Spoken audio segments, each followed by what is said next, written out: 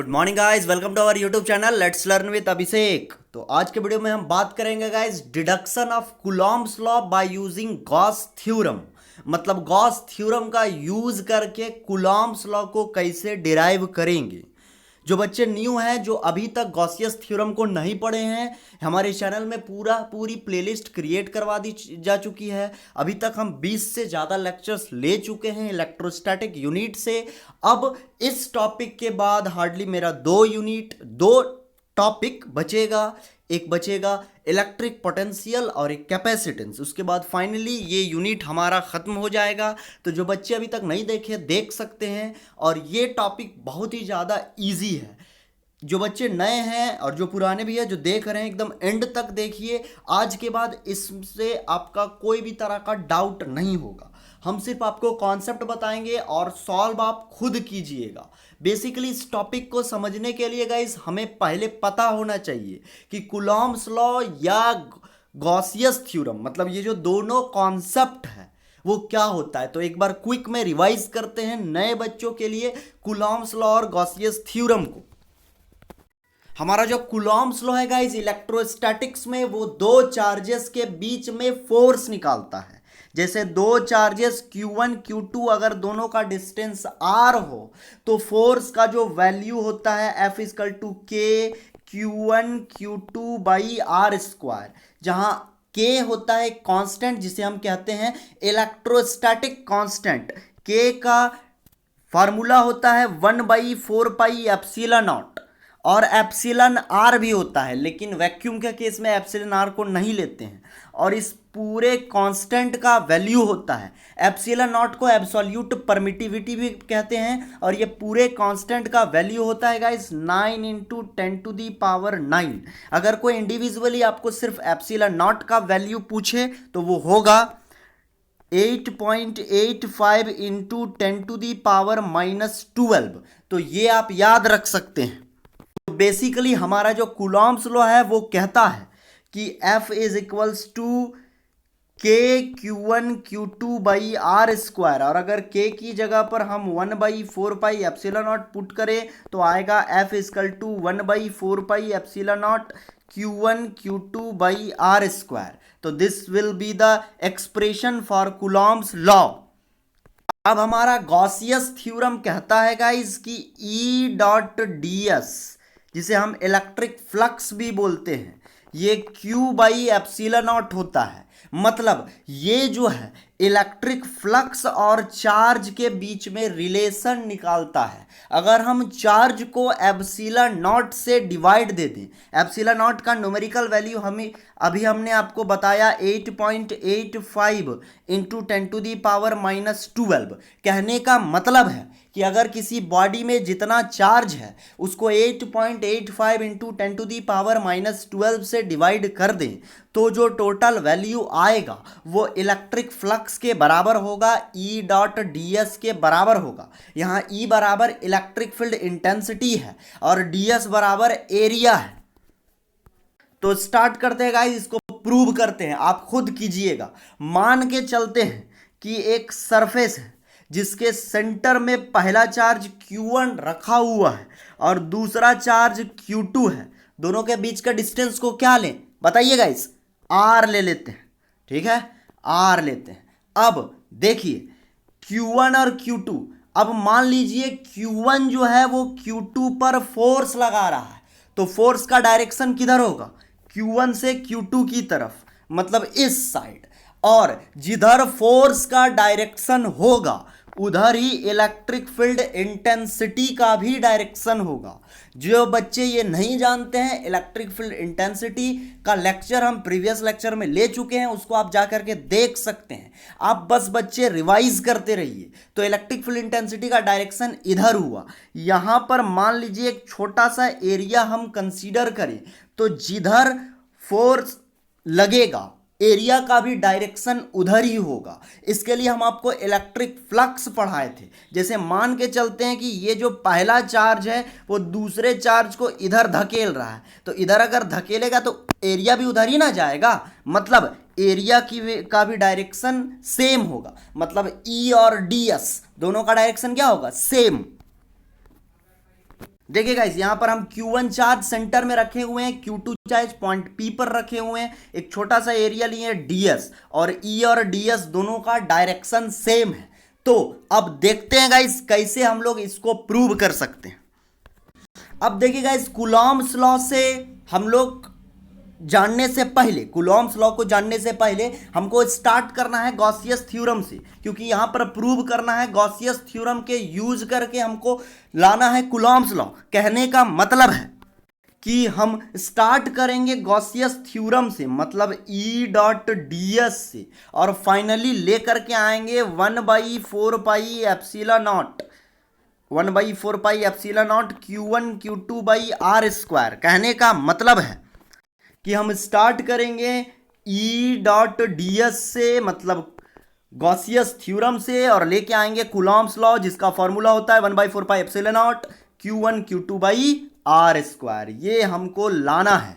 अब देखते हैं यहां से स्टार्ट करके यहां तक हम कैसे पहुंचते हैं गाइस। तो स्टार्ट करते हैं इस जगह से। देखिए बच्चे, चार्ज Q1 के लिए जो गॉसियस थ्योरम होगा वो क्या होगा, उसको सबसे पहले हम देखते हैं। देखिए बच्चे, गॉसियस थ्योरम कहता है कि E dot ds is equals to Q by epsilon naught. अगर हम पहले चार्ज के लिए निकालें तो इसका मतलब हुआ कि यहां Q के जगह Q1 हो जाएगा, मतलब E डॉट ds बराबर Q1 बाई एप्सिलॉन नॉट। अब देखिए गाइस कि E डॉट ds बराबर हमारा आ चुका है पहले चार्ज के कारण Q1 बाई एप्सिलॉन नॉट। यहां पर E और ds दोनों के बीच डॉट प्रोडक्ट है, और हम सब जानते हैं कि डॉट प्रोडक्ट हटता है तो क्या लगता है। गाइस पार्टिसिपेट कीजिए, बताइए, आप 5 सेकंड का टाइम है, बताइए। E डॉट ds, डॉट हटेगा तो क्या लगेगा। जो बच्चे पार्टिसिपेट कर रहे हैं उनसे अच्छा लग रहा है कि वो सीख रहे हैं, वो इंटरेस्टेड हैं। आप जितना ज़्यादा इंटरेस्टेड रहिएगा हम उतना ज़्यादा मोटिवेट होंगे, हम उतना ज़्यादा आउटपुट आपको देंगे। तो आपको पार्टिसिपेट करना पड़ेगा। बोलिए, डॉट हटेगा तो क्या लगेगा, कॉस थीटा। अगर जिन्होंने ये सोचा था उसके लिए कांग्रेच, आप सही सोचे थे। और जो नहीं सोच रहे हैं उसकी मैं बात भी नहीं कर रहा हूं, वो पूरी तरह से पढ़ाई से वंचित हो चुके हैं। इस टाइम में पढ़ना बहुत ज़रूरी है। जैसे लॉकडाउन ख़त्म होगा, हर जगह से हर तरीके का एग्ज़ाम स्टार्ट हो जाएगा आपका, तो आपको पढ़ाई करना पड़ेगा। और एनालिटिक्स से ये भी पता चलता है कि बच्चे जो है वो स्किप कर करके वीडियो देख रहे हैं।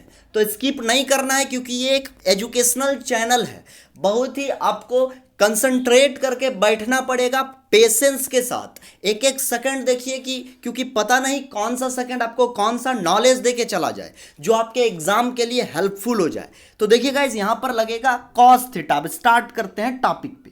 मतलब E डॉट ds बराबर E ds हो जाएगा cos theta. This is equals to Q1 by epsilon naught. देखिए guys, E ds cos theta बराबर Q1 बाई एप्सिलॉन नॉट। अब देखते हैं, अगर इस फिगर को हम ध्यान से देखें गाइस, तो E और ds दोनों का डायरेक्शन सेम है।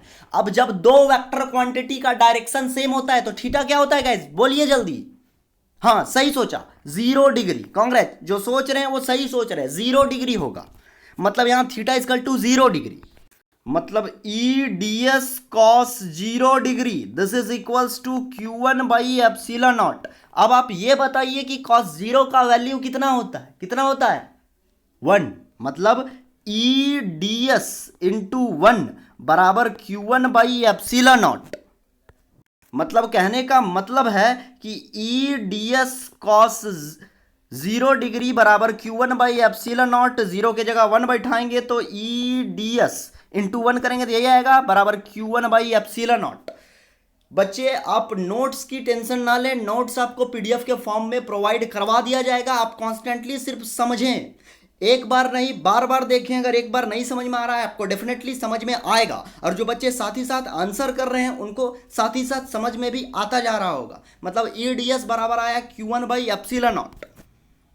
अब देखिए गाइस, यहां से E जो है ये कांस्टेंट है, इसको अगर हम बाहर निकाल दें, E जो है कांस्टेंट है, तो इंटीग्रेशन अब मेरा हो जाएगा ds का। मतलब E कांस्टेंट बाहर, integration of ds this is equal to क्या आएगा, Q1 बाई एप्सिलॉन नॉट। और हम सब जानते हैं कि dx का इंटीग्रेशन होता है x, तो ds का क्या हो जाएगा s, मतलब e और ds का इंटीग्रेशन s, es बराबर q1 बाई एप्सिलॉन नॉट। देखिए बच्चे, es बराबर q1 बाई एप्सिलॉन नॉट, और यहां पर जो s है, एरिया है, वो किसका एरिया होगा, इसके लिए एक बार हम फिर चलेंगे फिगर की तरफ गाइस।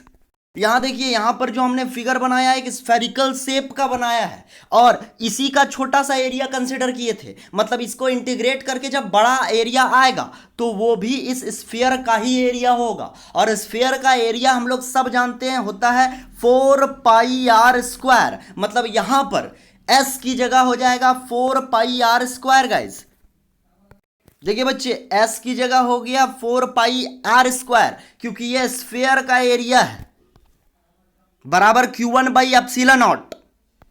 देखिए बच्चे, E into 4 pi R square बराबर Q1 बाई एप्सिलॉन नॉट। यहां से अगर हमको E निकालना है तो E बराबर 1, देखिए ये 4 पाई आर स्क्वायर इधर मल्टीप्लाई में है, इधर आके डिवाइड में हो जाएगा, मतलब 1 by 4 pi epsilon naught Q1 by R square, ये इधर लेके आए तो इसको मान लेंगे इक्वेशन 1। देखिए ये कैसे आ रहा है, देखिए बच्चे, E into 4 pi R square बराबर Q1 बाई एप्सिलॉन नॉट, तो E is equal to 1 by 4 pi R square Q1 by epsilon naught. R square को इधर करेंगे, एप्सिलॉन नॉट को इधर करेंगे, तो आएगा 1 by 4 pi epsilon naught Q1 by R square.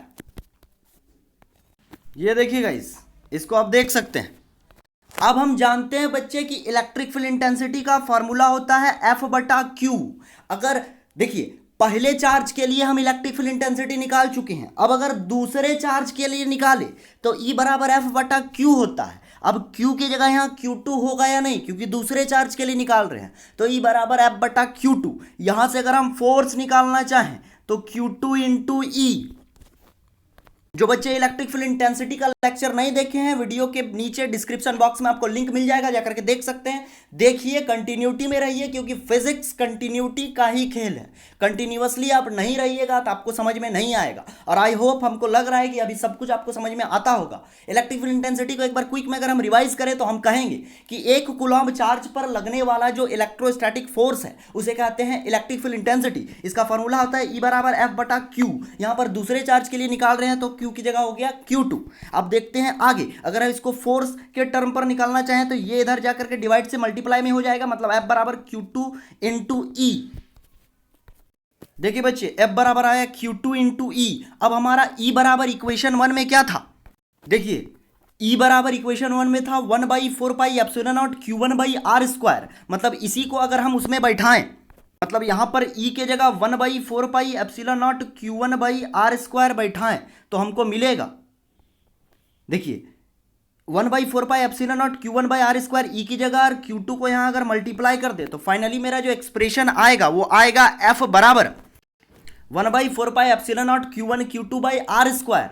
और अब आपको समझ में आ गया होगा, जो बच्चे पीछे देखे हैं समझ में आया, ये क्या है, व्हाट इज दिस, बोलिए। यही है कूलॉम्स लॉ। अभी तुरंत बोले थे हम कि कूलॉम्स लॉ का फॉर्मूला होता है F equal to K Q1 Q2 by R square. रुक जाइए 1 मिनट, देखिए F equal to K Q1 Q2 by R square, और K का वैल्यू होता है 1 बाई 4 पाई एप्सिलॉन नॉट, मतलब 1 by 4 pi epsilon naught Q1 Q2 by R square. यही आया ना पीछे, देखिए 1 by 4 pi epsilon naught Q1 Q2 by R square. तो this is the required Coulomb's law. हमने स्टार्ट किया था कहां से, EDS से लेकर के कहां तक आ गए, Coulomb's law 1 by 4 pi epsilon naught Q1 Q2 by R square तक।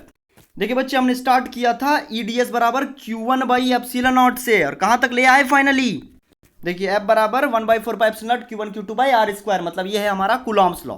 हमने स्टार्ट किया गॉसियस थ्योरम से, जो कि E डॉट DS बराबर Q1 बाई एप्सिलॉन नॉट होता है, और फाइनली हमने कूलॉम्स लॉ ले आया। तो this is our required expression guys, यही हमें निकालना था। इस तरह से हमारा गॉसियस थ्योरम का चैप्टर खत्म हो गया। अब 2 टॉपिक बचा है, इलेक्ट्रिक पोटेंशियल और कैपेसिटर। आपका ये यूनिट खत्म हो जाएगा। उसके बाद हम लोग प्रीवियस ईयर में जितना भी क्वेश्चन पूछा हुआ है सबको एक एक करके सॉल्व कर लेंगे गाइस। जो बच्चे नहीं देख रहे देखे, संडे को आपका न्यूमेरिकल का भी पोर्शन आ चुका था, तो न्यूमेरिकल्स जो एनसीईआरटी का सॉल्यूशन हम लोग कैरी ऑन कर रहे हैं, इसको आगे कैरी ऑन करना है या नहीं, ये इसको आपके फीडबैक पर ये डिपेंड करेगा। अगर आप बोलिएगा कि आगे कैरी ऑन करना है तो हम न्यूमेरिकल्स को हर संडे को कैरी ऑन करेंगे। और जो बच्चे नए हैं उनको समझ में आया या नहीं आया तो यस लिखिए, नहीं तो नो लिखिए। एक चीज़ और है गाइस कि इस चैनल में हम लोग रोज कैरी ऑन करते हैं फिजिक्स का पोर्शन, साथ ही साथ जीएस का भी पोर्शन, जो आपके यूपीएससी सिविल सर्विसेज एग्जामिनेशन और दूसरे स्टेट पीसीएस एग्जामिनेशंस के लिए बहुत ही ज़्यादा ज़रूरी है। तो 11th-12th के बच्चों के साथ अगर आपके कोई भी घर में रिलेटिव्स या कोई भी हैं जो इन सब एग्जाम्स की प्रिपरेशन कर रहे हैं, इस तरह रेप्यूटेड एग्जाम्स की, तो उनको आप ये शेयर कर सकते हैं ताकि उनकी भी कुछ भलाई हो जाए, उनका भी कुछ फ़ायदा हो जाए।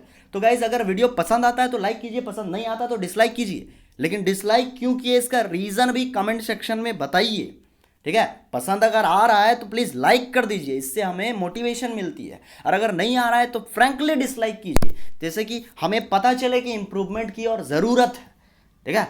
और अगर पसंद भी आता है तो गाइस अगर अच्छा लगे, ये आपके लिए बेनिफिशियल है, ये सोसाइटी के लिए अगर बेनिफिशियल है, तो फेसबुक व्हाट्सएप कहीं कहीं शेयर कर दिया कीजिए ताकि लोग और ज़्यादा जुड़ सकें और सबकी भलाई हो सके। तो मिलते हैं गाइस नेक्स्ट लेक्चर में, तब तक के लिए bye, god bless you all.